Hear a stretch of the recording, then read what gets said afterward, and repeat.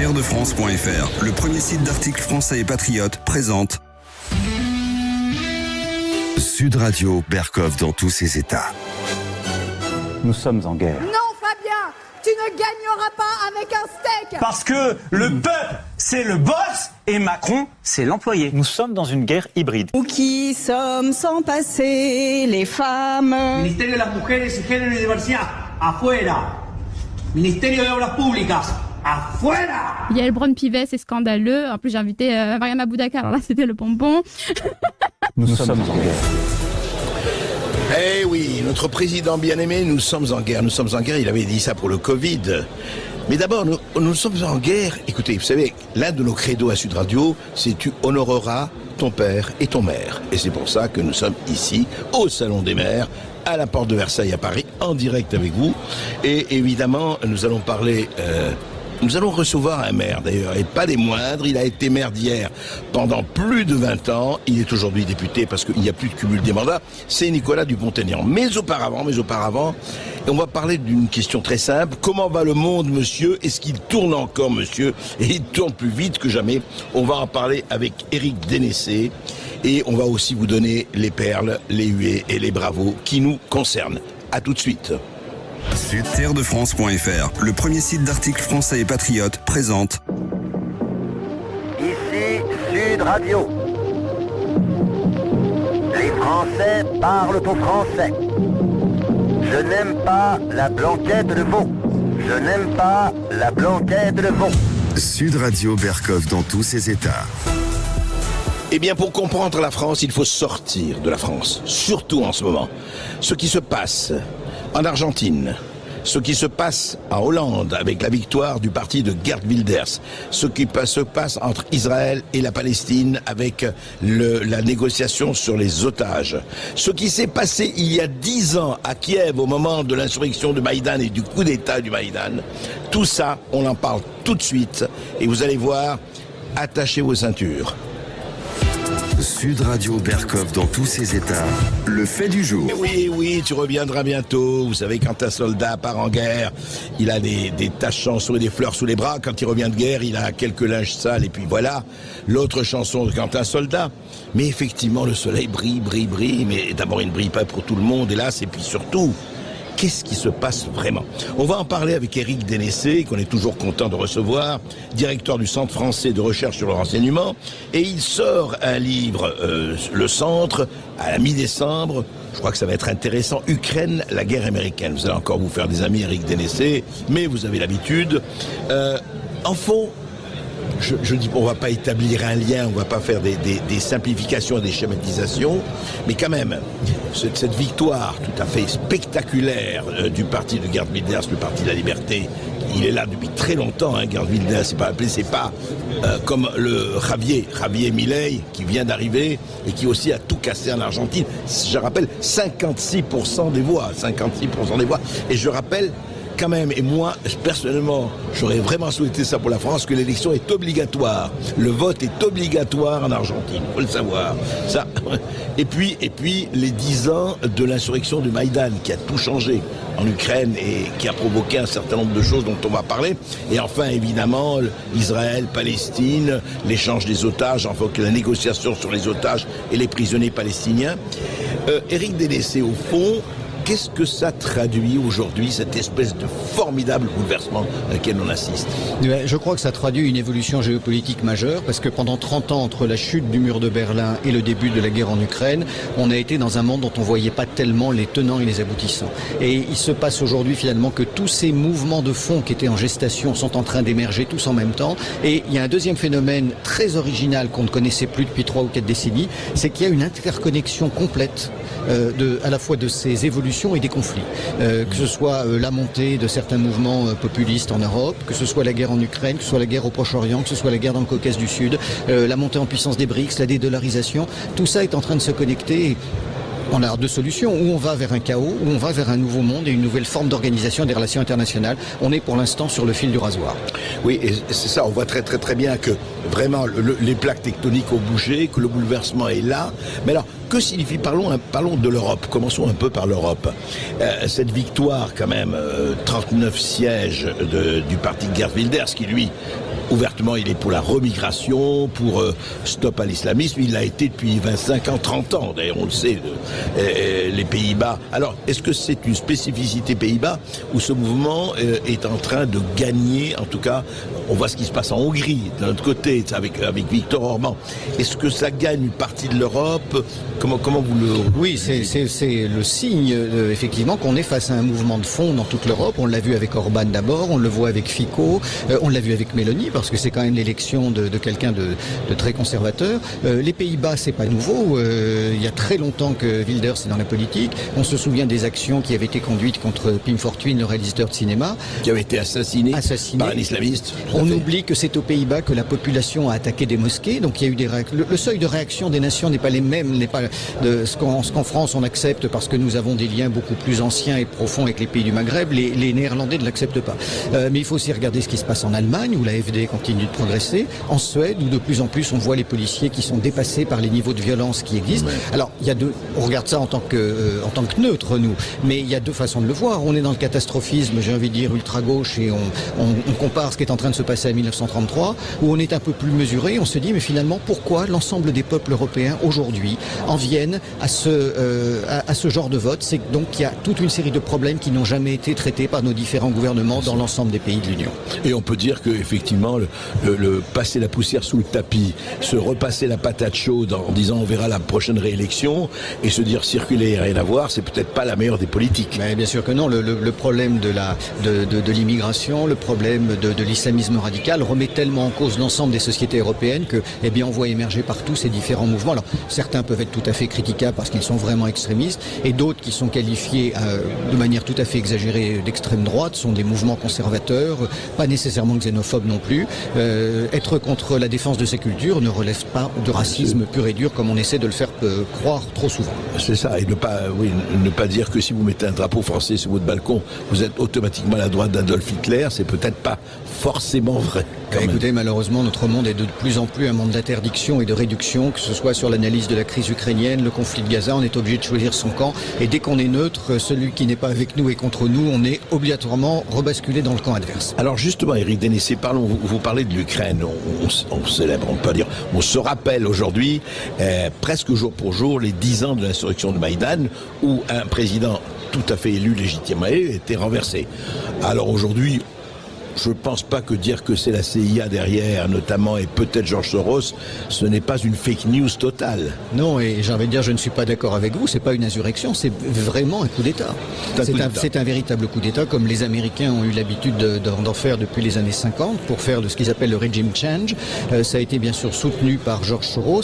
Vous le disiez très justement, Yanukovych, qui certes est à peu près aussi corrompu que tous ses prédécesseurs, Timochenko, Yurchenko, Porochenko et quelques autres, n'était sûrement pas un homme très respectable, mais il avait été élu légalement lors des élections avec des observateurs européens et de l'OSCE, et donc il a été renversé un an avant la fin de son mandat. Donc on peut se dire pourquoi est-ce que les électeurs n'ont pas attendu une année de plus pour le débarquer de manière classique. C'est donc bien, ça ne fait plus aucun doute aujourd'hui, un coup d'État monté par les Américains dans lequel la CIA a joué un rôle majeur, mais il n'y a pas qu'elle. Hein, mais quel était l'intérêt des Américains? Parce que tout a découlé de là, le Donbass, etc., puis l'invasion russe. Les Américains, d'une manière parfois assez incompréhensible, ont à l'esprit depuis le début des années 2000 que le défi principal pour eux sera la Chine. Donc leur but était de dire il faut que nous réunissions sous notre direction l'ensemble des ressources du monde occidental pour être capable un jour de faire face à la menace chinoise. Et donc, au lieu de s'allier à la... Ils pensaient déjà à la Chine, c'est l'obsession. Depuis la fin des années 90, ils pensent à la Chine. Ouais. Et au lieu de s'allier avec Moscou en essayant d'avoir un partenariat réel, leur but c'était de mettre la main sur les ressources soviétiques et d'avoir une espèce de régime pro-occidental totalement inféodé aux États-Unis. Donc, même démembrer la Russie. Alors on le dit, mais Brzezinski était pas loin de ça. Voilà. Mais ils l'ont dit aussi sur le Moyen-Orient, et pour l'instant jamais rien de tel n'a été fait. Ouais. Donc il y a cette vraie logique d'apprenti sorcier des Américains, et principalement des néoconservateurs, qui a été un échec au Moyen-Orient d'une part, et qui est aussi un échec vis-à-vis de la Russie, vu la situation déplorable en Ukraine avec la pantalonnade qui a été cette contre-offensive de Kiev. Oui, et on a vu ce que ça a donné. Alors Éric Dénessé, sans faire de pronostics et sans faire surtout d'analysative quand même, est-ce qu'on peut dire que c'est plié entre la Russie et l'Ukraine aujourd'hui? Alors où nous parlons? Pour moi, c'est difficile à voir, parce qu'effectivement, malgré tout, on ne peut pas dire qu'il y a une victoire brillante de la Russie. D'un côté, on voit que ça a été un échec patent que cette contre-offensive. De l'autre côté, les Russes sont sur des positions défensives. Est-ce qu'ils vont être capables de faire une rupture? Est-ce qu'ils le veulent? Finalement, c'est très difficile à lire. J'entends beaucoup d'analystes qui avancent des points de vue divers et variés, y compris sur les pertes en hommes et en matériel. Je reste très quand même, les pertes sont très disproportionnées. Oui, il y a 500 000 morts du côté de l'Ukraine, pas les chiffres exacts, et beaucoup moins du côté des Russes. Alors, mais certains disent qu'il y a plus de victimes russes, ce qui pour moi est un non-sens. On ne peut pas, je ne sais pas si les proportions sont de 1 à 2 ou de 1 à 8, mais les Russes ne peuvent pas, j'ai presque envie de dire mécaniquement, avoir plus de victimes que les Ukrainiens vu la configuration de la conflictualité. Mais il y a quand même des questions qui se posent. Les milieux militaires avec lesquels on échange sont assez impressionnés par les capacités d'adaptation russes, parce que comme très souvent au début d'un conflit, les Russes ne sont pas toujours au point, loin de là, et en un peu plus de 18 mois, ils ont réussi à moderniser leur tactique, à moderniser un certain nombre de choses, la guerre électronique, et à véritablement progresser. Donc ce sont des choses que l'on regarde aussi, alors que côté ukrainien, on ne peut pas dire qu'il y ait eu de modifications majeures dans la tactique employée au combat. Et du côté du Proche-Orient, où on est en pleine négociation, enfin, les négociations ne veut pas dire cesser le feu, hein. Il y a une trêve de 4 jours, on verra ce qui va se passer. Pour vous, c'est quand même, d'abord on peut dire c'est une guerre de 100 ans ou presque. Est-ce que ça va durer, à votre avis? Vu la politique qui a été choisie par le gouvernement israélien de taper sur Gaza de cette manière, malheureusement, moi j'ai le sentiment que ça ne résoudra rien. On aurait pu tout à fait comprendre que les Israéliens, comme dans le cadre de la vengeance de Munich, décident d'éliminer tous les membres des brigades Al-Qassem, y compris leurs familles, même si sur un plan éthique c'est discutable. Mais cette manière de s'en prendre à la totalité de la population... Oui, mais ils disent, ils disent qu'ils sont, immergés dans la population. Bien sûr, c'est vrai, mais ça veut dire que la prise en compte des dommages collatéraux est un problème qui n'existe pas pour nos amis, nos partenaires israéliens, parce que ce sont nos alliés, mais c'est aussi pour ça qu'ils sont de plus en plus critiqués. Et je dirais, quand bien même les chiffres donnés par le Hamas sont faux et démesurément exagérés, mais je pense qu'il faut les diviser par deux, on doit constater que les Israéliens ont fait plus de victimes civiles en un mois à Gaza que les Russes n'en ont fait en Ukraine. Oui, non, il y a en tout cas un problème qui est terrible, parce que d'un autre côté, évidemment pour eux c'est une question de survie, et de savoir, parce que, et ça on pourra en rediscuter pendant des heures, on en rediscutera effectivement, quid de ces pays, et comment arriver à une entente. Et moi, enfin personnellement, je ne suis pas le seul, je crois que la solution à 2 États est la seule qui peut un jour si ça, amener quelque chose qui ressemble à la paix. Alors je crois que tout le monde est d'accord sur ce point, sauf les Palestiniens et les Israéliens, puisque là on a finalement des... Oui, les Palestiniens veulent que les Israéliens disparaissent. Et voilà, et donc les Israéliens sont tout aussi, en tout cas le gouvernement Netanyahou, tout aussi extrémiste de son côté, en continuant la colonisation en Cisjordanie, et pourquoi pas peut-être la reprendre à Gaza. Ce qui est intéressant de voir, c'est qu'il y a quand même des dissensions profondes dans la société israélienne, notamment depuis... C'est quand même une démocratie. C'est une démocratie, et il suffit de lire le grand quotidien Haaretz pour en prendre vraiment conscience. Il y a des analyses d'une grande qualité, des critiques contre Netanyahou qui sont vraiment très fondées. Voilà, on a aujourd'hui un gouvernement presque quasiment d'extrême droite fondamentaliste en Israël qui est responsable assez directement des événements du 7 octobre. Et bien sûr, Netanyahou fait tout ce qu'il faut pour essayer d'emporter une victoire éclatante pour ne pas être poursuivi en justice dans les semaines qui viennent. Et de l'autre côté, il y a autant d'extrémistes qui veulent aussi l'éradication. Enfin, c'est sans fin, mais espérons qu'on arrivera à une solution. Alors, dernière question, Éric Délaissé, parlons un peu de la France et de cette politique étrangère de la France et comment elle est perçue. Et franchement, ce n'est pas être anti-macroniste primaire, ni d'ailleurs secondaire, de dire qu'on ne comprend pas très bien, pas seulement sur le Proche-Orient, mais sur le reste, la position de la France. Mais écoutez, pour moi, il n'y a pas de politique étrangère française. Il n'y a pas de politique étrangère française, elle n'est pas lisible. Il faut rappeler que, indépendamment de ce qu'on pense de l'homme, Emmanuel Macron est arrivé à l'Élysée sans aucune expérience internationale. Les questions géopolitiques, les questions d'affaires étrangères n'ont jamais fait partie de sa sphère d'intérêt. Alors certes, depuis 7 ans, il est au cœur de ses dossiers par un certain nombre de sujets. Mais on voit le nombre d'erreurs qu'il commet, que ce soit avec Poutine, que ce soit avec le roi du Maroc.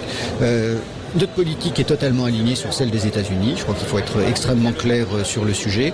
Je dirais la seule initiative qui sort un petit peu de ce marasme, c'est le soutien de la France à l'Arménie, puisque nous avons été quasiment le seul État à nous positionner sur ce dossier. On voit d'ailleurs aujourd'hui l'Azerbaïdjan essayer de s'en prendre à la France par des désinformations, par des menaces à peine voilées.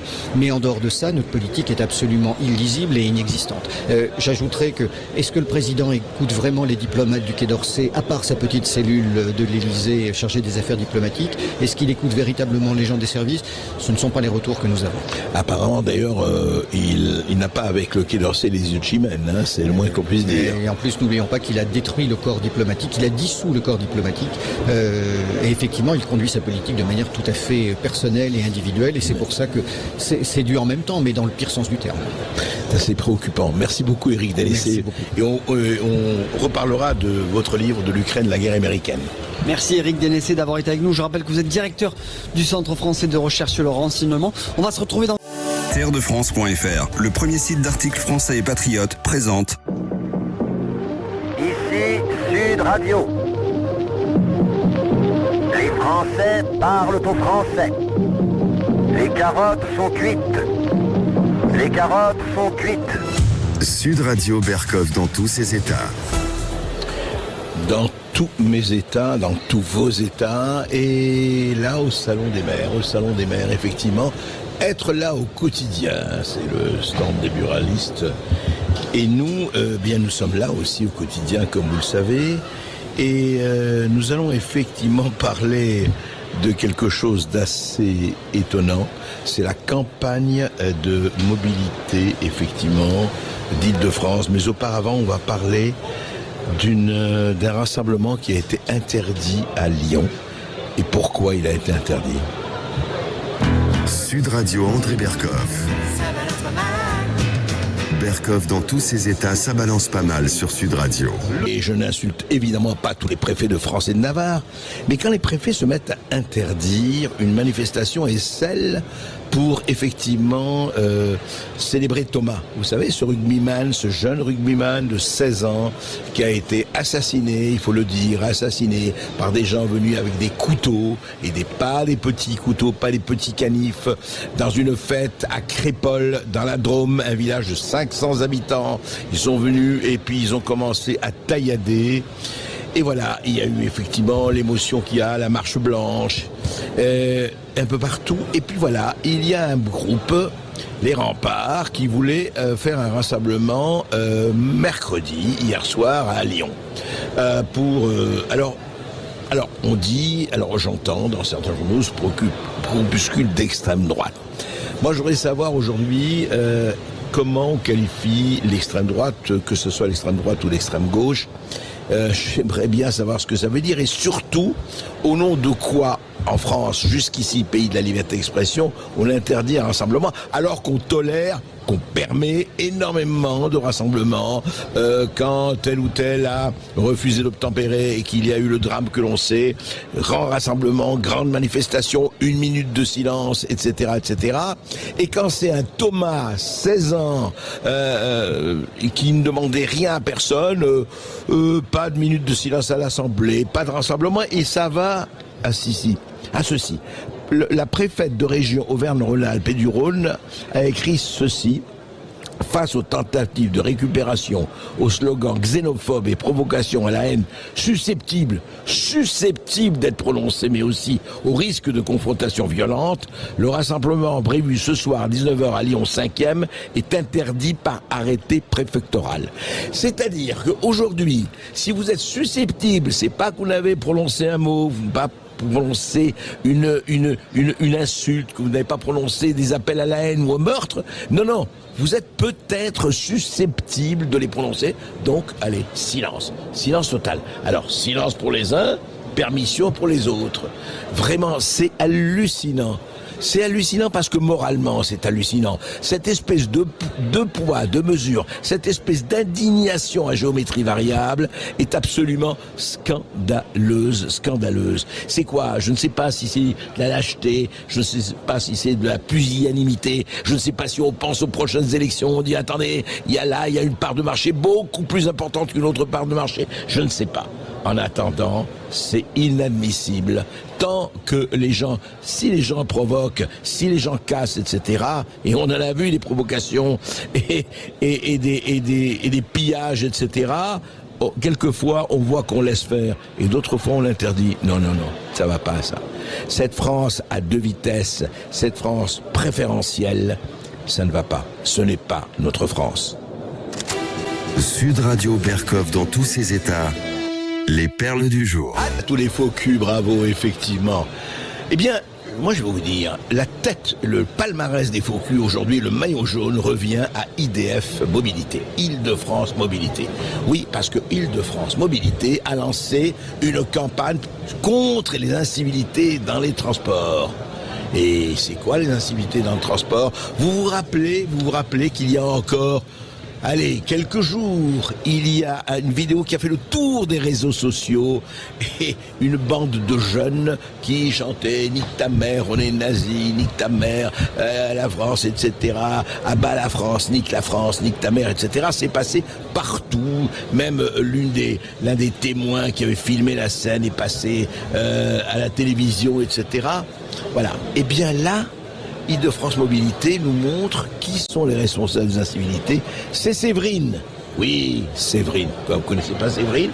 Oui, alors vous voyez, une bonne bourgeoise, blanche bien sûr, soyons sérieux. Eh bien, 19h03, c'est je ne peux pas vous montrer l'affiche, on est à la radio, mais je vous la lis. 19h03, la France apprend que Séverine a prévu des lasagnes pour ce soir. C'est le choc. Et alors on ajoute toujours Île-de-France Mobilité, Transilien, etc. Pour le confort des autres, n'oubliez pas de rester discret en passant vos appels à bord, parce qu'on est tous dans le même train, Transilien comme bien vivre ensemble. C'est ça. Et ceux qui vous traitent de tous les noms, ceux qui vous disent nique ta mère, ceux qui vous faites des gifles, ceux qui mettent leurs pieds sur le siège en face d'eux, etc., etc. C'est formidable. Alors que tout le monde se plaint effectivement de ce Transilien SNCF.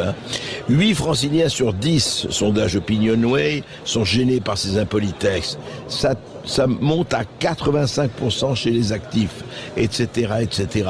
Bon, alors là, c'est formidable. La seule qui est présentée dans cette campagne, c'est Séverine, bourgeoise entre deux âges, parce que elle parle au téléphone et elle parle très fort. Le reste, nique ta France, nique ta mère, espèce de salope, espèce de pute, pourquoi tu réponds pas? Tu donnes pas ton 06, sinon tu vas voir ce qui va passer. Mais non, ça n'existe pas pour Île-de-France, civilité. Et j'aimerais que Île-de-France, civilité, entendre Thibaut, encore, Brassens, comme ça, juste pour se rappeler. Ouais, facile. Si c'est possible, mais sinon, voilà, vous connaissez la chanson de Brassens quand... À bon entendeur, salut. Sud Radio Berkov dans tous ses états. Oui, il faut rigoler. Vous rappelez ce que la phrase immortelle de Pierre Desproges, on peut rire de tout, mais pas avec n'importe qui. Et c'est vraiment le cas quand on a écouté, et ça là aussi circulé beaucoup sur les réseaux sociaux, la députée France Insoumise Ercilia Soudé. Alors Ercilia Soudé parlait du film Yala Gaza qui était prévu le 9 octobre à l'Assemblée nationale et ça a été, je crois, interdit à l'Assemblée nationale, ou en tout cas ça a été remis. Elle avait organisé ça avec une autre parlementaire de la France Insoumise. Mais ce qui est intéressant, c'est comment elle raconte l'histoire, Ercilia Soudé. Écoutez. Alors, bien sûr, effectivement, le mot qu'on met en avant, c'est cesser le feu. Après, il y a aussi toujours l'idée de on ne peut pas se contenter de cesser le feu. Évidemment, il faut aussi faire en sorte de ne pas revenir à la situation d'avant, qui finalement, sinon c'est le serpent qui se mord la queue. On aura juste à attendre la prochaine explosion. Et c'était le sens d'ailleurs du fait qu'on est tenu bon sur notre ciné-débat là sur Yala Gaza. Ça a été une longue histoire, ça aussi. Alors, donc, c'est un ciné-débat qu'on a organisé Charlotte Leduc et moi-même, avec le soutien donc, du groupe de la France Insoumise, à l'Assemblée nationale. Alors, il faut savoir qu'au départ, ce ciné-débat, on l'avait prévu avant le 7 octobre. Sauf qu'évidemment, on a eu tellement de bol qu'avec Charlotte, on avait préparé notre com, genre la veille. Et donc forcément, dans le week-end, il y a eu des fuites. Caroline Niadan et Meher Habib, tout de suite, sont montés au créneau. Yael Braun-Pivet, c'est scandaleux. En plus, j'ai invité Mariam Aboudacar. Alors là, c'était le pompon. C'est magnifique. Il restera le rire d'Ercilia Soudé. Ah, c'est déjà avant le 7 octobre. Et j'ai invité Charlotte. C'est magnifique. C'est pas beau ça. Le beau rire d'Ercilia Soudé. Formidable, vraiment un grand moment de l'histoire humaine, c'est vrai. On peut raconter tout ça et on peut rire, mais bien sûr. On peut rire de tout, mais pas n'importe qui. Ou on ne peut pas rire de tout, surtout quand c'est n'importe qui. Terredefrance.fr, le premier site d'articles français et patriotes, présente. Ici Sud Radio. Les Français parlent au français. Je n'aime pas la blanquette de veau. Je n'aime pas la blanquette de veau. Sud Radio Berkov dans tous ses états. Et nous sommes au stand de la Confédération des buralistes, je l'ai dit, au Salon des maires, porte de Versailles à Paris. Et vous savez, on est toujours très heureux de rencontrer les maires parce que, franchement, aujourd'hui, et on le voit bien dans tous les sondages, ils ont toujours la confiance des Français, beaucoup plus que les autres, que ce soit les politiques ou que certains médiatiques, on le sait. Et il y a un vrai problème là-dessus. Et pourquoi ? Parce qu'on voit les résultats, parce qu'on voit ceux qui travaillent de ceux qui ne travaillent pas, et parce que les électeurs, il y a la proximité, et la proximité est fondamentale. C'est vrai, c'est très important de voir quand l'action donne des résultats assez vite pour que l'on s'en rende compte. Et puis, franchement, il y a des maires, je ne vais pas vous cacher, et vous le savez, auditeurs de Sud Radio, résistants de Sud Radio, qui nous écoutez tous les jours, que par exemple, sur la maire de Paris, je ne peux pas dire que j'ai une affection fondamentale eu égard à ce que devient Paris aujourd'hui, et ce qui est devenu Paris aujourd'hui. Il n'empêche, effectivement, on a le droit de critiquer, mais on a le droit aussi de faire des éloges, et de faire des éloges à qui, effectivement, fait son boulot.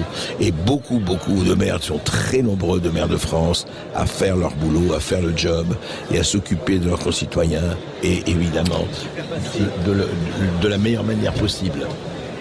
Donc, nous sommes très heureux, là, dans quelques instants, nous allons recevoir Nicolas Dupont-Aignan et on va parler du maire Dupont-Aignan avant de parler du politique Dupont-Aignan. Et d'ailleurs, vous savez que ce n'est pas la première fois qu'on le reçoit et on le reçoit toujours avec plaisir. Alors, juste, on va lancer le face-à-face, mais auparavant, écoutez, vivez le mieux possible, soyez bien, buvez soit un verre de vin pour ceux qui aiment le vin, soit un verre d'eau pour ceux qui aiment l'eau, et pourquoi pas, n'oubliez pas ce que disait Pierre Dac, je préfère le vin d'ici à l'eau de là.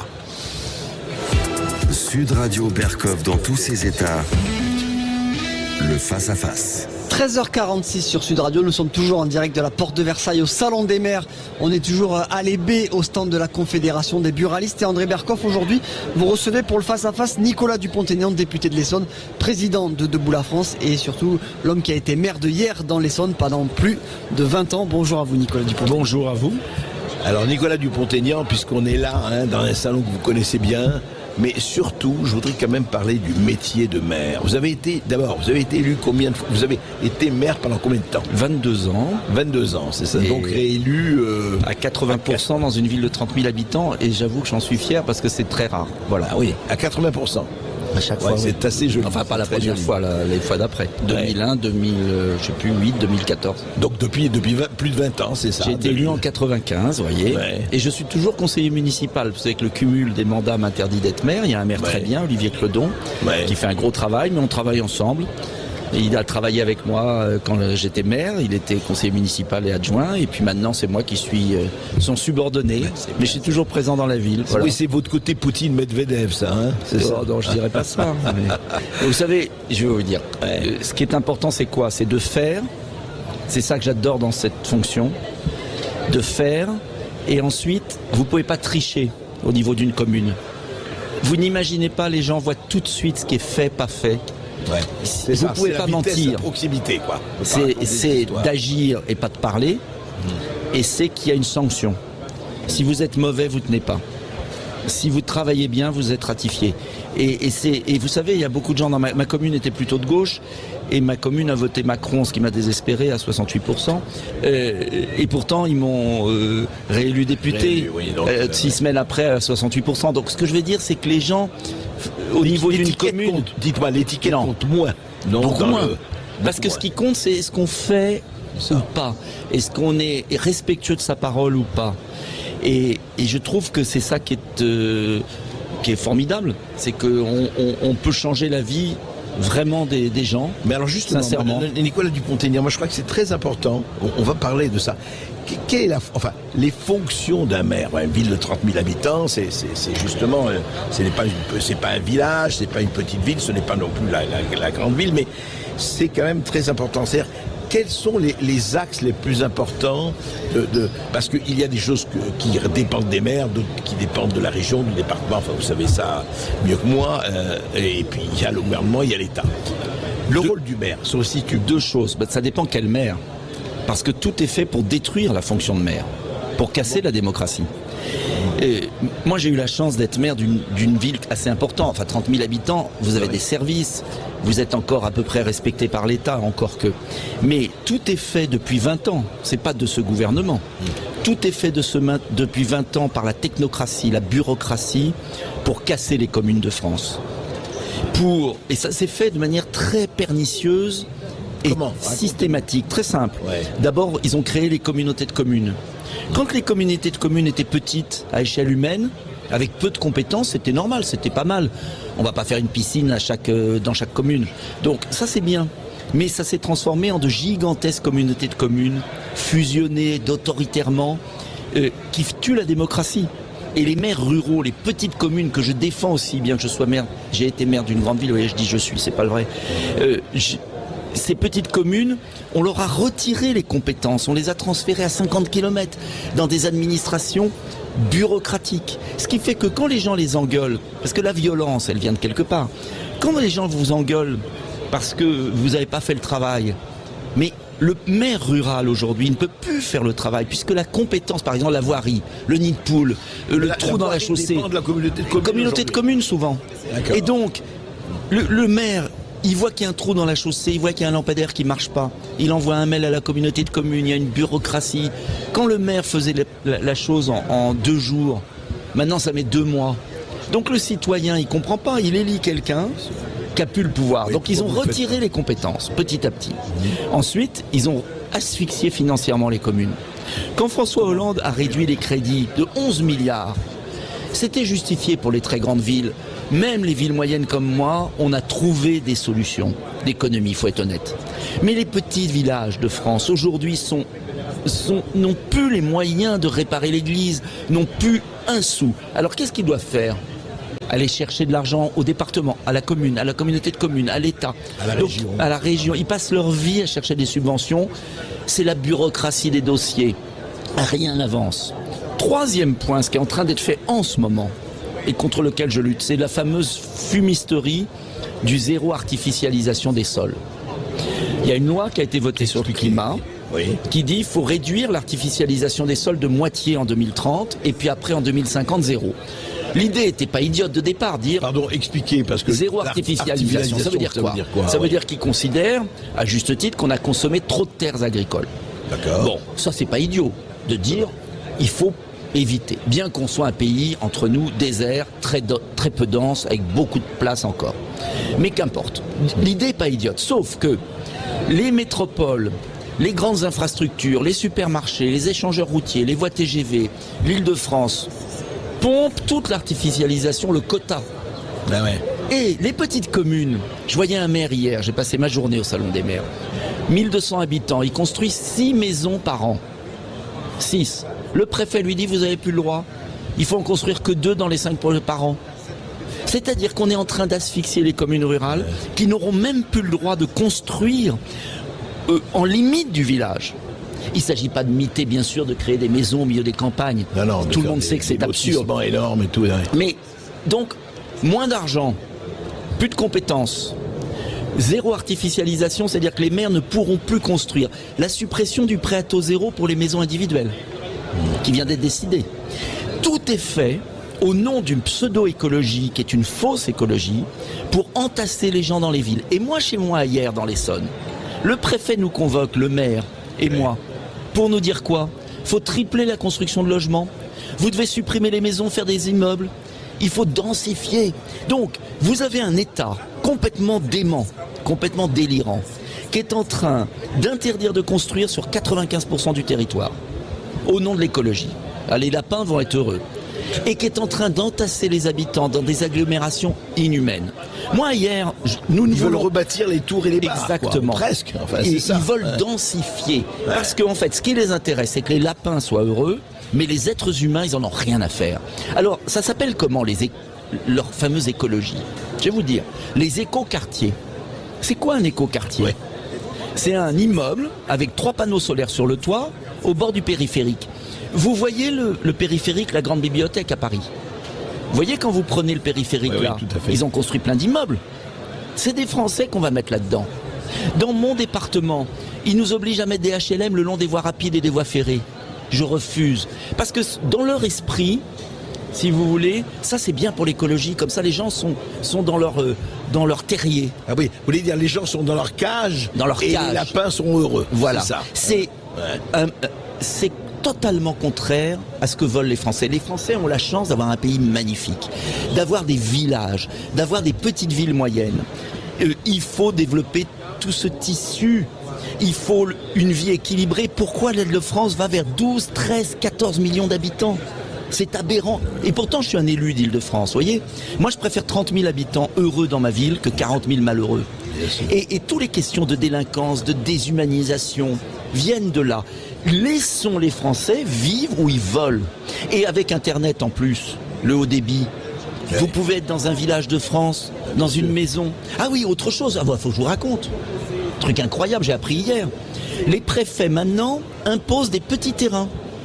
C'est-à-dire, c'est-à-dire si vous voulez une maison individuelle, vous devez faire ça sur moins de 500 mètres carrés.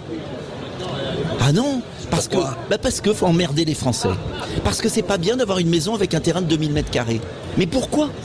Alors, il me disait, il y avait un maire qui m'a interpellé de Meurthe-et-Moselle et qui m'a dit, voyez, le préfet nous oblige, la direction départementale de l'équipement, enfin ça s'appelle autrement maintenant, alors nous dit, ah oui, mais là, vous pouvez pas construire, vous pouvez pas mettre de maison, il faut entasser les gens dans votre village, vous allez faire 2-3 étages dans le village. Mais un autre de Franche-Comté qui me disait, on nous oblige à densifier, à regrouper les gens. Mais si vous voulez, c'est complètement fou ce qui se passe. Et ça au nom de l'écologie. Mais c'est pas l'écologie. Non, c'est pas l'écologie. C'est pas l'écologie. L'écologie, quand on a un territoire aussi beau que la France. On dirait qu'ils veulent reconfiner les Français. Oui. Quelque part. Oui, parce qu'après, vous savez ce qui vient après ? La ZFE. Vous n'avez plus le droit d'utiliser votre voiture. On va en parler après cette petite pause, Nicolas. Désolé, je suis passionné par ça parce que ça m'exaspère de voir un État qui, au lieu de s'occuper de sécurité, qui, au lieu de s'occuper d'aider les Français à se loger, est en train de corseter le pays. C'est terrifiant. Non, mais c'est terrifiant et c'est surtout très préoccupant qu'à ce qui se passe dans leur cerveau. C'est ça, surtout. On fait une petite pause et après, on se retrouve après les informations avec Nicolas Dupont-Aignan, l'ex-maire de Rières, mais enfin quelque part. Sans la liaison. Dupont-Aignan, c'est vrai. Qui est avec nous jusqu'à... Sans liaison. Qui est avec nous aujourd'hui jusqu'à 14h au Salon des maires, au stand de la Confédération des buralistes de France. Et puis avec vous, bien sûr, au 0826 300 300, ou même venez nous voir directement sur le stand si vous écoutez la radio, près de la porte de Versailles. À tout de suite sur Sud Radio. Sud Radio Berkov dans tous ses états, midi 14h. André Berkov. Avec terredefrance.fr, le premier site d'articles français et patriotes. Terredefrance.fr, le premier site d'articles français et patriotes, présente. Ici Sud Radio. Les Français parlent au français. Les carottes sont cuites. Les carottes sont cuites. Sud Radio Berkov dans tous ses états. 13h04 sur Sud Radio, nous sommes toujours en direct de la Porte de Versailles, au Salon des maires, au stand de la Confédération des buralistes de France. Et André Berkoff, aujourd'hui, pour le face-à-face, vous recevez Nicolas Dupont-Aignan, député de l'Essonne et président de Debout la France, lui qui a été maire de Hyères dans l'Essonne pendant 22 ans. Alors justement, nous nous adressons là, et ça a commencé, c'est passionnant, au maire Nicolas Dupont-Aignan. On parlera ensuite politique, bien sûr, de ce qui se passe. Mais Nicolas Dupont-Aignan, moi je voudrais comprendre. Par exemple, le maire, et je me rappelle encore il y a 20-25 ans, on faisait des bouquins sur les maires, le maire était, je dirais, le personnage tout-puissant, mais enfin c'était un des personnages, on parle des maires des grandes villes, mais pas seulement. Il avait vraiment un rôle à la fois d'arbitre, de créateur, d'organisateur, etc., etc. Pour le meilleur et pour le pire. Il y avait aussi des maires qui étaient peut-être pas à la hauteur, bien sûr. Mais vous me dites, là, hors antenne m'avait dit, les maires ont perdu 80% de leur pouvoir aujourd'hui. Oui, au profit des intercommunalités dont ils font partie. Mais quand vous êtes un maire d'une commune de 500 habitants, de 1200, de 3000, et que vous faites partie d'une intercommunalité qui regroupe 80 communes, qui s'étend sur 35 km, vous n'avez plus la voix au chapitre. Il y a une sorte d'oligarchie très politisée et de bureaucratie. Et qu'est-ce qui se passe? Moi j'ai des maires qui me disent, bah, écoutez, on est là que pour être des bénis oui-oui. On va faire 60 km un soir pour participer à un conseil de communauté de communes qui aura tout décidé à l'avance. Et si c'était efficace, pour créer des grands équipements, vous voyez, moi je ne suis pas un ayatollah de la commune seule, mais ça doit être uniquement sur de grands équipements. Par exemple, vous savez, il y a tout le projet de la gestion de l'eau potable qui va être transféré aux intercommunalités. Ouais. Une folie. Parce qu'en fait, c'est une source de dépenses supplémentaires. C'est toujours plus d'argent pour toujours plus de bureaucratie et toujours moins d'efficacité. Et derrière cela, il y a la remise en cause de la démocratie. Ce qu'il faut bien comprendre, c'est que ceux qui nous imposent ce modèle le calquent sur l'Union européenne, parce que dans les autres pays d'Europe, nous avons des territoires beaucoup plus denses. La France est un pays beaucoup plus vaste, avec moins d'habitants, très étendu, 36 000 communes qui sont les cellules de base de la démocratie et qui évitent d'avoir une distance trop lointaine du pouvoir. Quand vous êtes aux Pays-Bas, en Belgique, en Allemagne, même en Angleterre, le territoire est beaucoup plus restreint. Donc c'est normal qu'il y ait une concentration plus forte des collectivités. Nous, on a des espaces, vous avez 20 km sans rien. Pourquoi cette idée folle qu'il faudrait tout regrouper? Surtout qu'il y a la révolution d'Internet. Avec le haut débit, il n'y a pas besoin de fermer des trésoreries, il n'y a pas besoin de tout regrouper. Exemple du maire de Saint-Claude dans le Jura, qui me disait, ils ont fermé d'abord la maternité. Alors ils ont dit, il va y avoir un hélicoptère, mais l'hélicoptère il marche pas quand il fait mauvais, il marche pas la nuit. Bon. Après, ils ont fermé à l'hôpital, voilà. Ils ont fermé dans l'hôpital le laboratoire d'analyse médicale. Ce qui fait que quand il faut faire une analyse, on l'envoie à Dole, complètement aberrant. Et puis ils ferment tous les services publics. Comment voulez-vous qu'une petite commune, isolée, même de 10 000, 20 000 habitants, puisse survivre si on lui ferme sa trésorerie, si on lui ferme son hôpital, sa maternité, l'école bientôt. L'école, alors pas 10 000 habitants, mais dans les petits villages. C'est un déménagement du territoire. Si c'était efficace, on pourrait dire oui. Est-ce que c'est plus efficace? J'étais aussi dans un autre coin, c'était à Autun. À Autun, on m'explique que, bah oui, il n'y a plus de maternité, l'hôpital ferme. Bah oui, les femmes, alors, oui, il y avait un camion. Je fais une vidéo dans la cour de l'hôpital, c'est extraordinaire. Je vais vous raconter l'anecdote. Je fais une vidéo, puis il y avait un camion de SAMU. Alors je fais ma petite vidéo sur la fermeture de l'hôpital. Et puis ils viennent me voir, et puis il y a l'ambulancier qui me dit, bah oui, c'est embêtant pour les femmes. Bon, mais on a ce SAMU, comme ça elles peuvent accoucher dans le SAMU. Alors j'ai dit pardon. Intéressant. Alors il y en a beaucoup. Et il m'a dit bah oui, il m'a dit bah c'est mieux que d'accoucher dans sa voiture. Bah oui. Mais j'ai dit mais je croyais qu'on avait fermé la maternité pour des raisons de sécurité parce qu'il n'y avait pas assez d'accouchements. Donc en fait, on ferme une maternité parce que soi-disant il n'y a pas assez d'accouchements. Et là il y en avait quand même beaucoup. Il y en avait plus d'un par jour. Et la conséquence, c'est que des femmes accouchent chez elles dans une bagnole ou dans le SAMU ou dans l'ambulance. Non mais est-ce qu'on est dans un pays de fous? Est-ce que ça coûte moins cher? Non. Donc en fait, c'est une idéologie. Tout regroupé. Voilà, tout regroupé dans des grandes agglomérations. Et tout densifié. D'avoir des déserts ruraux. Il faut se battre. Mais le problème, c'est que toutes les associations d'élus, désolé de le dire, sont des notables. Donc, ils gèrent la pénurie.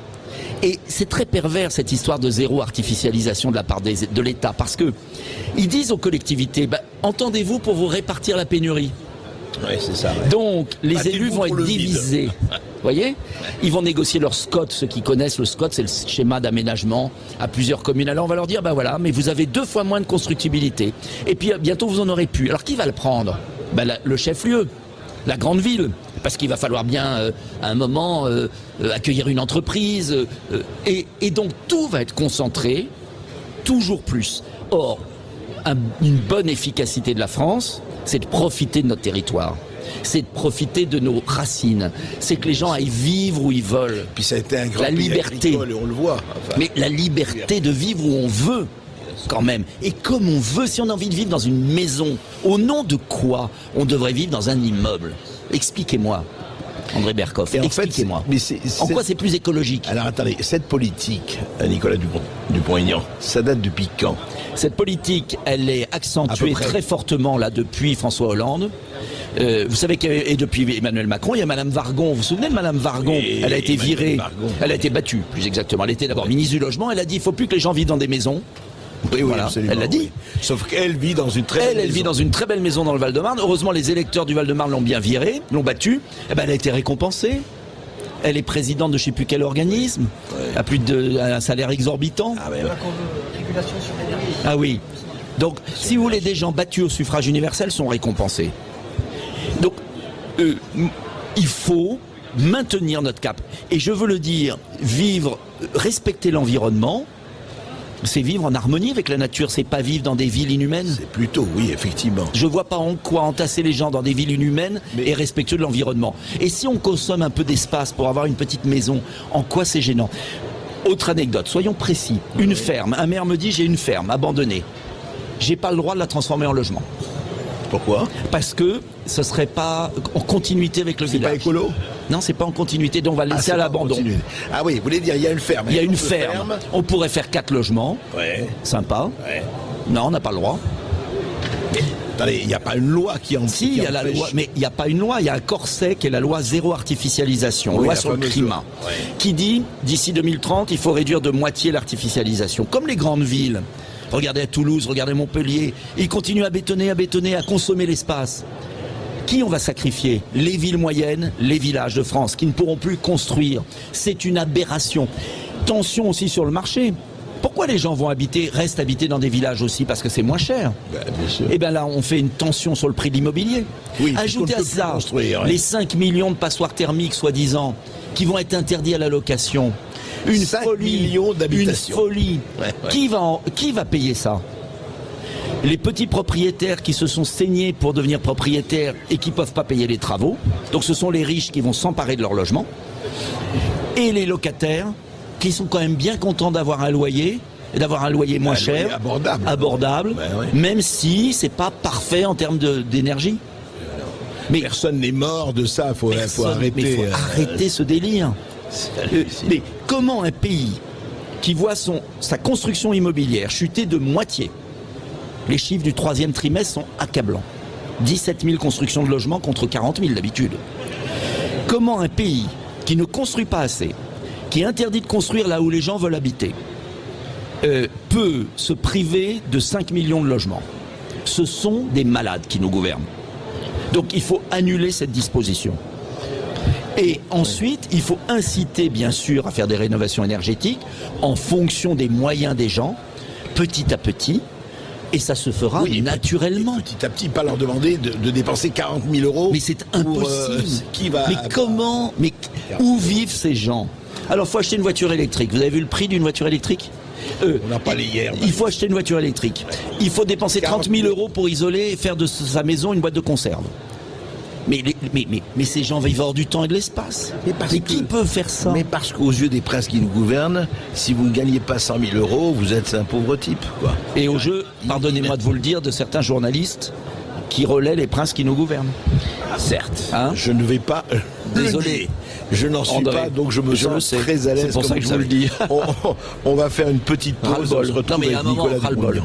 Bien sûr. On va se retrouver dans un instant sur Sud Radio. Nous sommes toujours en direct de la Porte de Versailles sur le stand de la Confédération des buralistes de France. Et puis on sera avec vous au 0826 300 300. C'est que... Terredefrance.fr, le premier site d'articles français et patriotes, présente... Ici Sud Radio. Les Français parlent au français. Je n'aime pas la blanquette de veau. Je n'aime pas la blanquette de veau. Sud Radio Berkov dans tous ses états. Et je ne suis pas le seul, Nicolas Dupont-Aignan lui aussi est dans tous ses états et pour des raisons évidemment légitimes. On est au Salon des maires, comme vous le savez, et Nicolas Dupont-Aignan, je le rappelle, on l'a déjà rappelé, il a été maire de Hyères pendant plus de 20 ans. Il a été élu 4 fois, 80% quand même de suffrage pour lui. Et on parlait justement de cette espèce de densification, de zéro artificialisation. Est-ce que quelque part, je dirais tout à fait autrement, avec cette ville de 15 minutes, j'aimerais qu'on en parle, est-ce que c'est c'est pas un complot, tout ça, on dit tout de suite, non, il n'y a pas besoin de comploter là-dessus. Est-ce que on veut reconfiner les Français, pas comme au temps du Covid, mais autrement? Oui, je pense qu'on veut, ils veulent, cette idée qui peut paraître une bonne idée, 15 minutes à pied de tout. Vous savez, la ville à 15 minutes. Mais libre à organiser une ville à 15 minutes dans les agglomérations où les gens veulent vivre. La liberté. Mais si on a envie de vivre à la campagne, si on a envie de vivre dans une ville moyenne, si on a envie de vivre à l'écart, mais qu'on nous laisse vivre. Vous voyez, ce qui est terrible dans notre pays, c'est cette volonté que tout le monde vive pareil. Parce que, en fait, dans leur idée, il faut supprimer la voiture, qui est le mal absolu. Or, je rappelle que 280 paquebots en Méditerranée polluent autant qu'1 milliard de voitures. D'accord ? Je rappelle. Et personne ne parle des 280 paquebots. Non. Je rappelle quand même, je suis désolé de prendre ces images, mais que 30% des gaz à effet de serre, c'est le méthane qui sort des puits de pétrole qu'on peut très bien régler. Donc, on accable les automobilistes alors qu'on n'a jamais eu des voitures aussi peu polluantes. On part vers la folie de la voiture électrique qui n'a aucun sens économique, environnemental, qui est utile, qui coûte bonbon, et qui est utile, qui peut être utile en seconde voiture, en voiture de collectivité. Moi, j'en avais mis hier dans ma ville parce que ça faisait des économies de fonctionnement. Mais ce que je déplore aujourd'hui, c'est cet esprit de système. C'est-à-dire que, en fait, ils veulent enfermer les Français dans des villes, qu'il n'y ait plus de mode de vie, de liberté. Et derrière les villes, et avec la suppression des villages, parce que quand on détruit les compétences, les finances, le pouvoir d'urbanisme des maires, ça veut dire qu'on condamne à mort des villages. C'est la fin de la démocratie. Et puis la fin de la démocratie, parce que vous connaissez votre maire. Non, mais vous ne connaissez pas votre président de l'intercommunalité. Non mais Nicolas Dupont-Aignan, comment on fait dans un village où on a besoin de sa voiture? Sinon on est mort. Et puis, et c'est pour ça qu'ils veulent pas qu'il y ait de gens dans les villages. Et puis après, qu'est-ce qu'ils vous diront? Ils vous diront, ah oui, d'ailleurs il y a eu un rapport de la Cour des comptes. Je suis pas complotiste. C'est une réalité, rapport de la Cour des comptes qui dit la France doit réduire son cheptel bovin de 20%. Et parce que ça pollue. Mais c'est curieux, les bovins brésiliens bourrés d'hormones qu'on fait traverser l'Atlantique, ou les agneaux qui viennent de Nouvelle-Zélande dans des sachets plastiques avec bourrés de produits chimiques, ça pollue pas la planète. Ça pollue pas.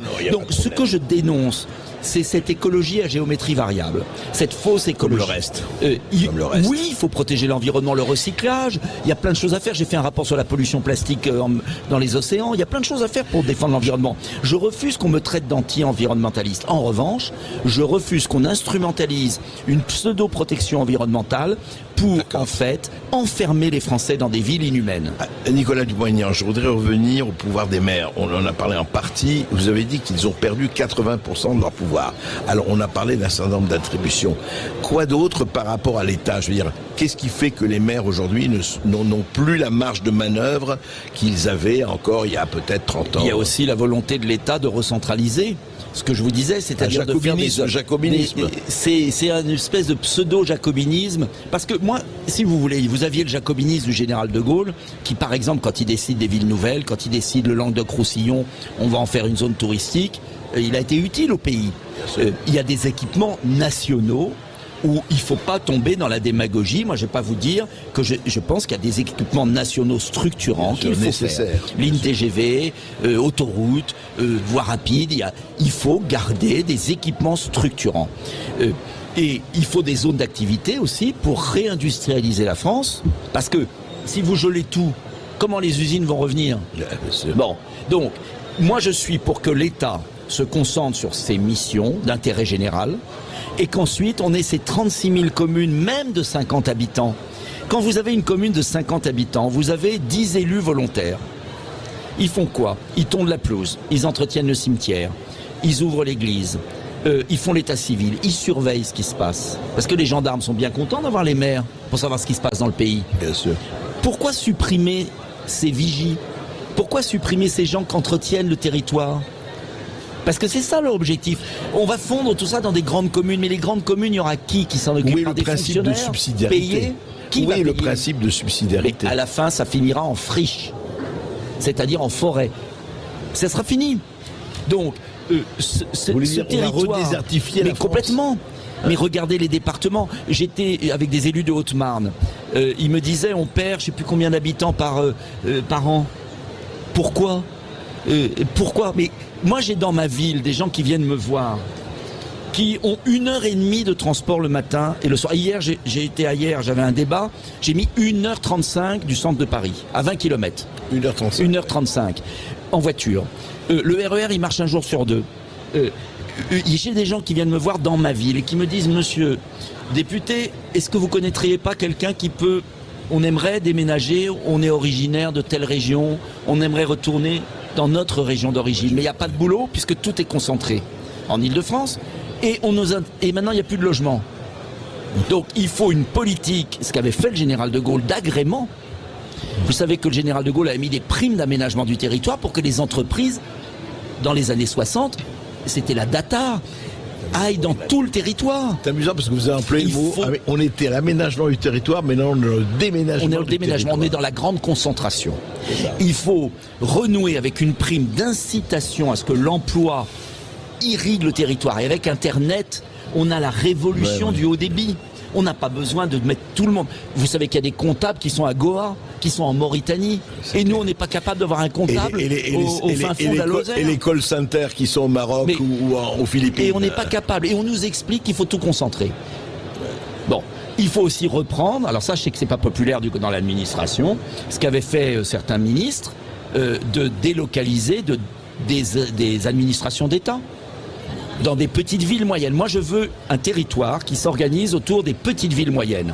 Les sous-préfectures et les préfectures.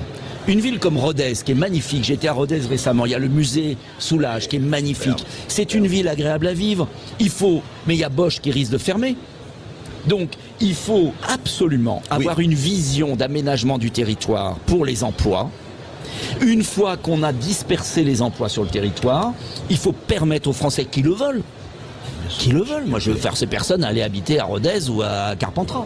Ceux qui le veulent, il faut les aider à pouvoir aller. Montebourg a eu une bonne idée. Vous voyez, moi je ne suis pas sectaire.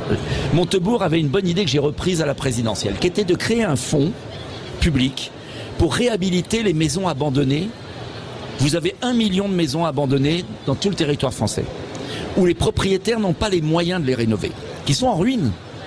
Vous avez des millions de Français qui attendent un logement social. Pourquoi ce fonds ne réhabilite pas ces maisons et après les loue à prix bénéfique? On peut même imaginer une accession sociale à la propriété. Modeste, bien sûr. Alors ça aussi, vous savez qu'ils sont hostiles à la propriété. Ah oui. Ah oui. Macron a détruit la propriété depuis qu'il est au pouvoir. Moins 10 milliards de crédit logement. Tout est fait pour supprimer l'avantage Pinel pour les locations, pour les propriétaires. Tout est fait pour supprimer l'instinct de propriété. Mais ça va avec, vous allez dire que je suis parano, mais c'est ce que dit Schwab du Forum de Davos. Le 21e siècle, vous n'aurez plus rien. Vous serez locataire de tout. Ouais. Bon, la propriété, c'est ce qui permet d'assurer sa retraite. Moi, je suis même pour le 0 droit de succession sur la résidence principale. Uniquement sur la résidence principale. C'est-à-dire que quand on a économisé toute sa vie pour acheter un petit appartement, une petite maison, qu'on puisse le léguer à ses enfants, il lutte contre la propriété, parce que la propriété de sa maison, ça enracine les Français. Ça les responsabilise aussi. Ils veulent désenraciner les Français. Ils veulent une société de nomades. Ouais. Et quand vous êtes locataire, vous êtes prisonnier de votre propriétaire. Ouais, bien sûr. Si vous louez votre voiture, si vous louez votre machine à laver, si vous louez tout, vous n'êtes plus libre de rien. Voilà. On en reparle tout de suite après une petite pause et nous allons avoir, Esteban, les auditeurs de Sud Radio. Évidemment, au 0826 300 300, on attend tous vos appels et toutes vos questions. À tout de suite. Terredefrance.fr, le premier site d'articles français et patriotes, présente. Ici Sud Radio. Les Français parlent au français. Les carottes sont cuites. Les carottes sont cuites. Sud Radio Berkov dans tous ses états. La grammaire des mères se conjugue-t-elle désormais au passé ? Que vont devenir les mères ? Parce que jusqu'à présent, on dit formidable, être mère, magnifique. Effectivement, poste de responsabilité, poste important. Les gens, on le voit dans tous les sondages, ont beaucoup plus confiance en leur mère qu'en d'autres représentants, qu'en la classe médiatico-politique, etc. Mais on voit très bien, on en discute depuis déjà quelques temps avec Nicolas Dupont-Aignan, je rappelle, qui est aujourd'hui député, qui est fondateur de Debout la France et président de Debout la France et qui a été maire de Hyères dans l'Essonne pendant plus de 20 ans.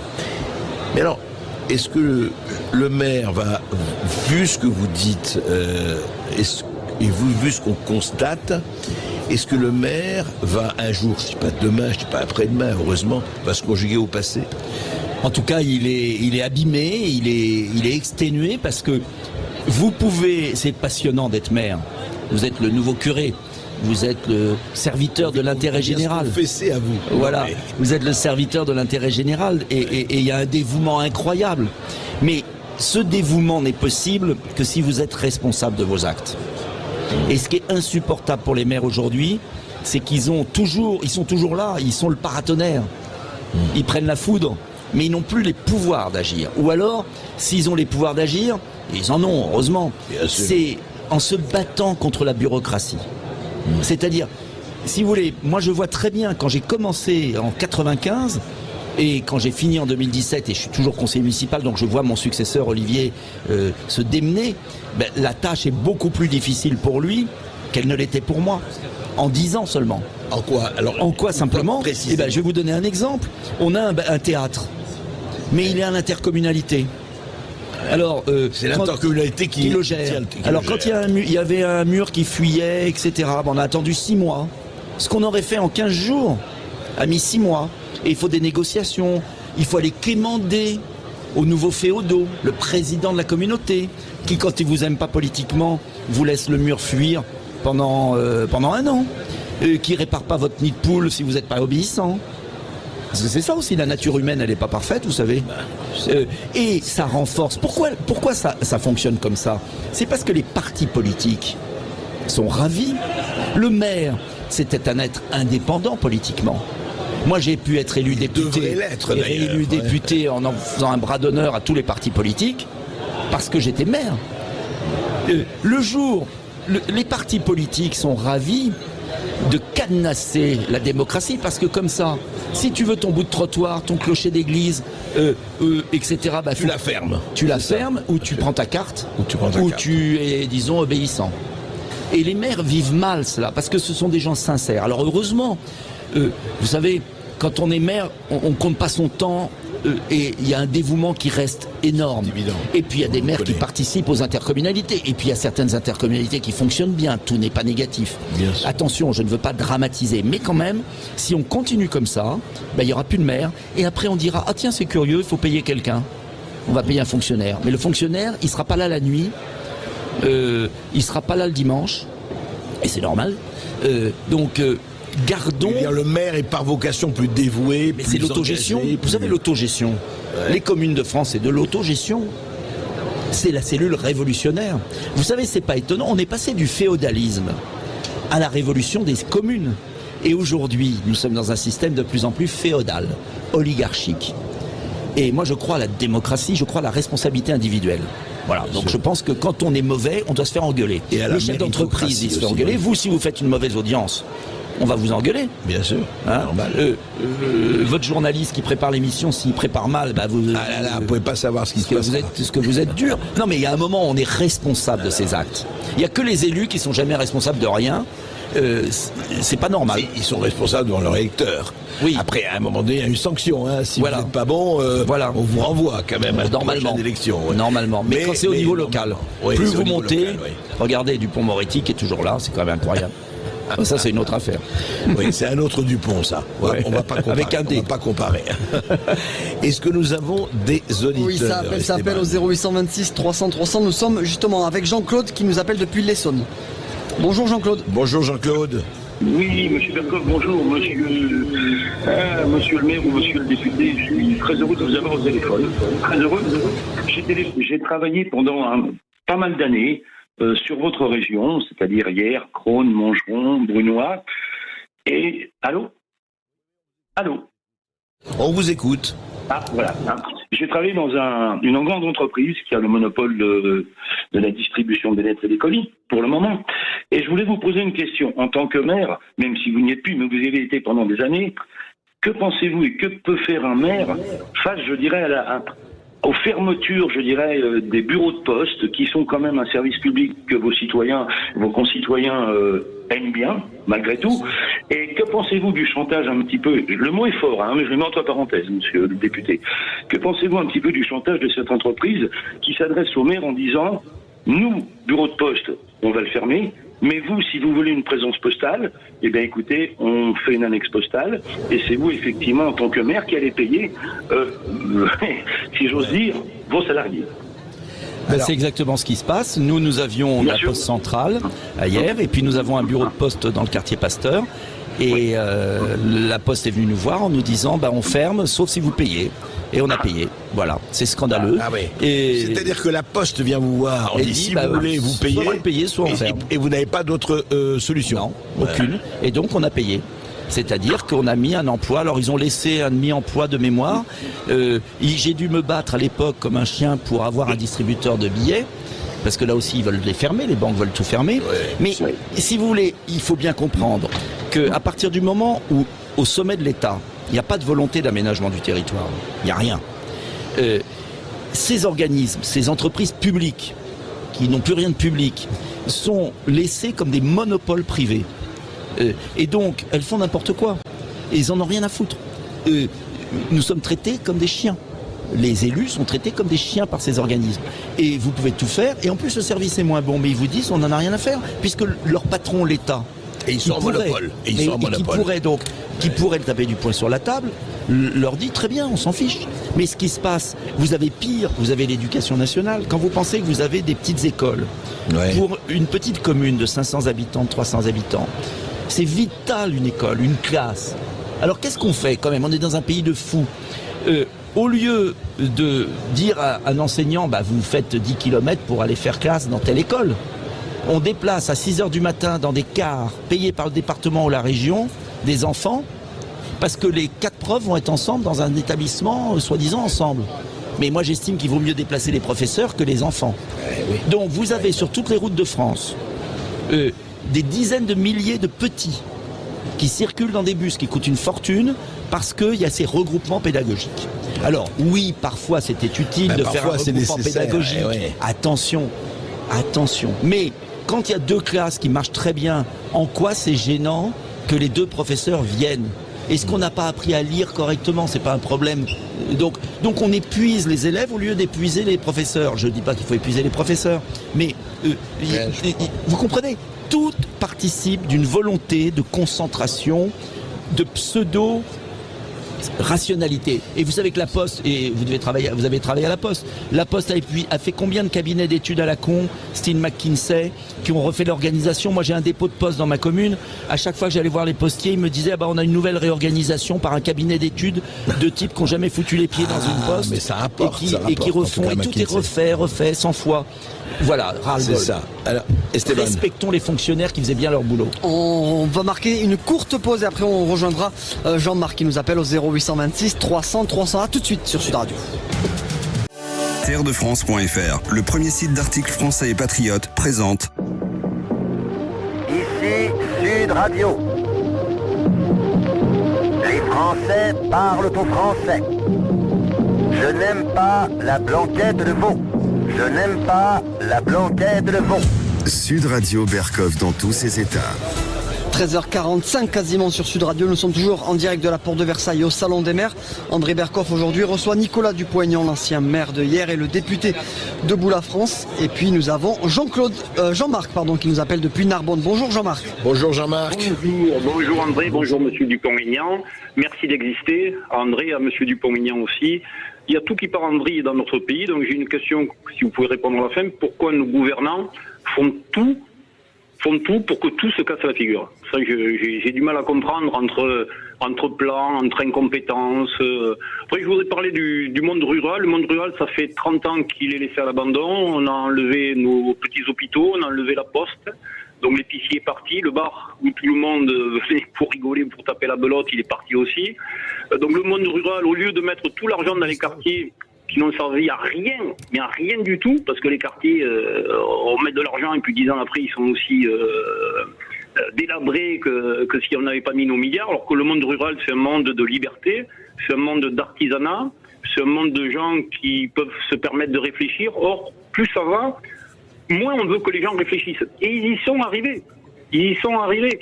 Regardez par exemple la délinquance qui se passe en ce moment. Pourquoi on ne réhabiliterait pas un petit camp d'entraînement à Cayenne, si vous voulez? Parce que vous savez, la personne qui irait, je ne suis pas du tout extrémiste, mais la personne qui irait à Cayenne en train de casser des cailloux ou faire des chaises ou faire des choses pendant 1 an et demi ou 2 ans, je pense qu'il arrêterait, si vous voulez, de sortir avec le couteau ou de dire sur les sites internet des choses qui sont complètement à l'encontre de République française et des vrais droits.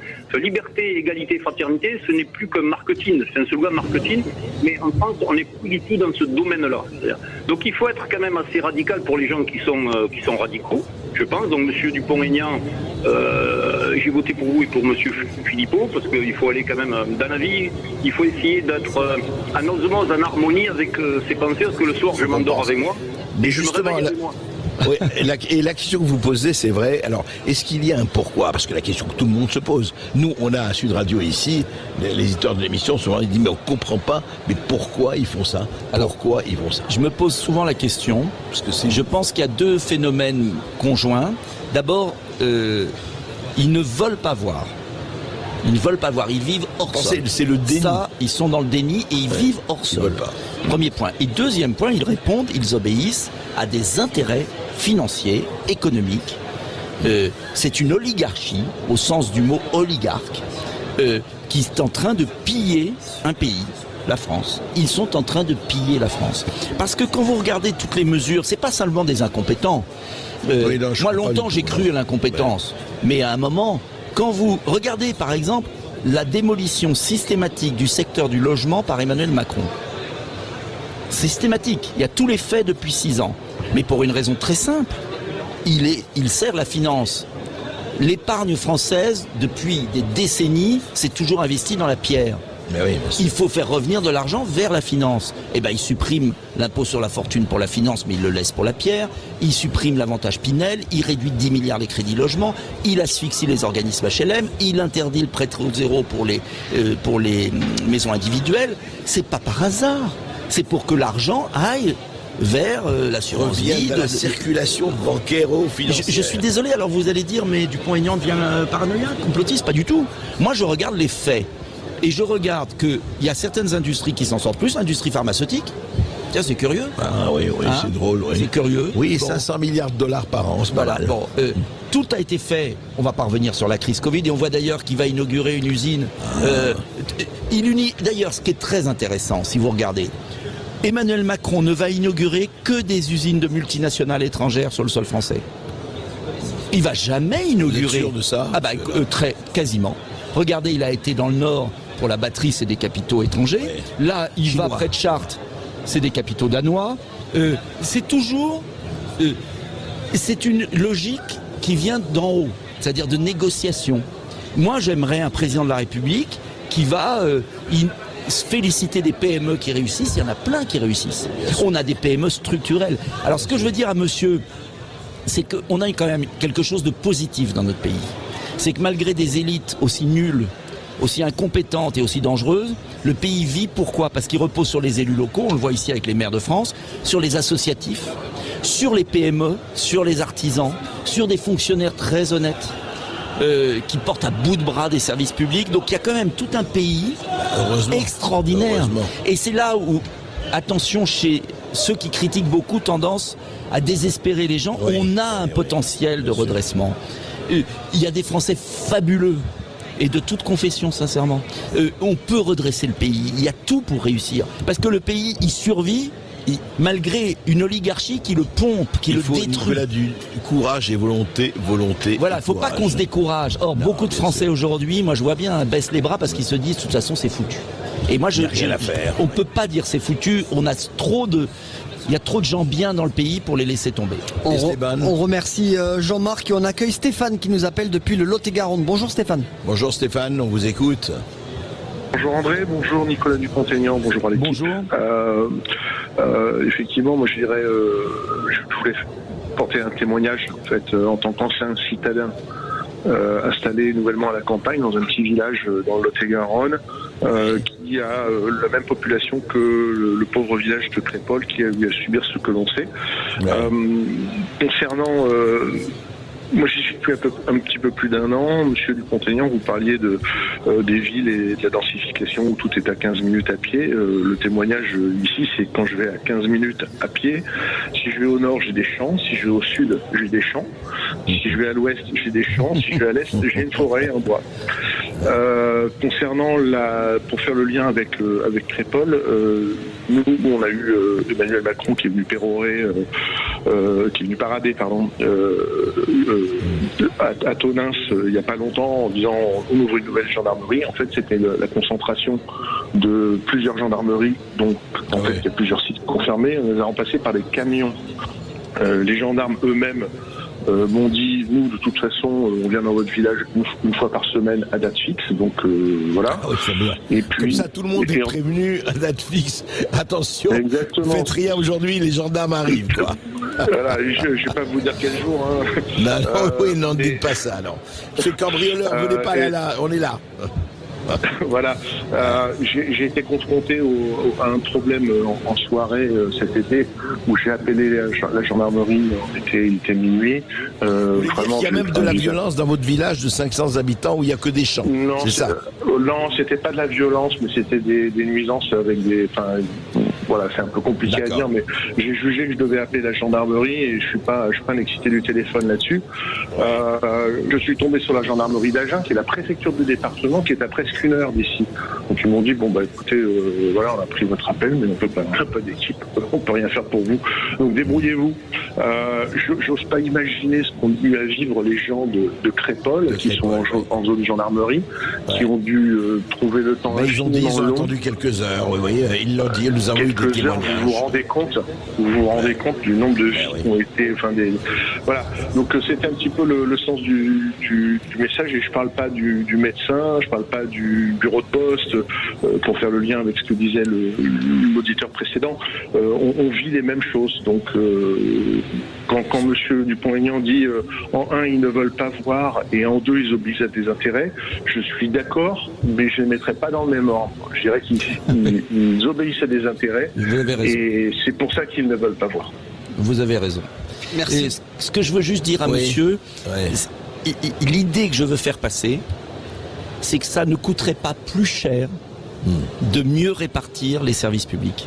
Parce que, en fait, ils ont réussi à mettre dans la tête des gens que c'était bien pour l'écologie et c'était bien pour leur argent de concentrer. C'est faux. La concentration des services publics dans les grandes villes, des habitants, coûte beaucoup plus cher. Et l'auditeur précédent, j'ai oublié de répondre là-dessus, disait on a mis beaucoup d'argent dans la politique de la ville. On a mis plus de 50 milliards. Mais avec 10 milliards, moi je vous remets en fonction les services publics dans les campagnes. Et pas dans chaque village, bien sûr, ce serait malhonnête. Mais donc ce que je veux dire, c'est que c'est pas une question d'argent. On peut répartir intelligemment. Et l'escroquerie des nouvelles gendarmeries, il a raison, parce que j'ai regardé, Macron dit on va créer plein de nouvelles gendarmeries, en fait c'est rien. Et ce sont des réservistes. C'est des réservistes qui se baladent avec leur voiture, donc c'est du pipeau. Et là aussi, il faut pas mentir. Si Macron avait dit j'en recrée que 100, mais c'est des vrais, ça aurait été plus honnête. Je crois que en fait, il faut être franc. Qu'est-ce qu'on pourra faire précisément? Comment on le fait? Et avec un calendrier. Et là, vous verrez que les gens reprendront confiance. Sinon, c'est que du baratin et ils voient bien la réalité. Hein. Je ne sais pas si la confiance reviendra vite. Ça dépendra. Ça dépend des actes. Des actes et des gens. Et des gens. Juste peut-être on a... Non, c'est pas possible. Hélas, je sais que vous êtes très nombreux à appeler, mais malheureusement, nous arrivons à... Je dirais que si vous étiez aujourd'hui question ministre de l'Intérieur, ou chargé non pas du déménagement, mais de l'aménagement du territoire, Nicolas Dupont-Aignan, quelle serait au fond la première mesure à prendre? Il faut vraiment tout changer pour que rien ne change, ou au contraire, non, la première mesure à prendre, c'est d'abord d'arrêter les fermetures de services publics et d'inverser la charge en donnant des ordres précis à tous les organismes publics. Premier point. Le deuxième mesure à prendre d'urgence, c'est d'arrêter la loi sur la zéro artificialisation, c'est de permettre à chaque commune de France, en continuité, bien sûr, il ne s'agit pas de miter le territoire, non, bien sûr, en continuité de pouvoir construire pour accueillir. Et puis la troisième mesure, c'est de relancer une grande politique du logement et d'arrêter avec ces mesures de fausse écologie qui sont en train de détruire le secteur du logement. Si déjà on faisait ça très vite, on inverserait les choses et puis rendre la liberté aux communes, redonner du pouvoir aux maires et puis augmenter les budgets des petites communes, c'est epsilon par rapport aux milliards qu'on fout en l'air dans les grandes agglomérations. Il nous reste 150 milliards à donner au numérique au Nigeria, monsieur Dupont-Aignan. Enfin, il y a des priorités dans la vie. Merci beaucoup. N'ajoute rien. Merci beaucoup, monsieur Dupont-Aignan, d'avoir été avec nous. Merci à vous tous. On rappelle ce livre que vous avez écrit, Où va le pognon? C'est publié aux éditions de l'Archipel. Tout de suite, vous avez rendez-vous avec Brigitte Lahaye sur Sud Radio. Demain, ce sera Alexis Poulain qui sera là de midi à 13h. Autre chose. André Berkoff, vous revenez demain à 13h avec Céline Alonso pour parler de Napoléon, je crois. Absolument, du film Napoléon de Ridley Scott, et on a Thierry Lenz qui est un peu critique là-dessus. À demain sur Sud Radio. Tout de suite, c'est Brigitte Lahaye. Sud Radio Berkoff dans tous ses états, midi 14h. André Berkoff. Avec terredefrance.fr, le premier site d'articles français et patriotes.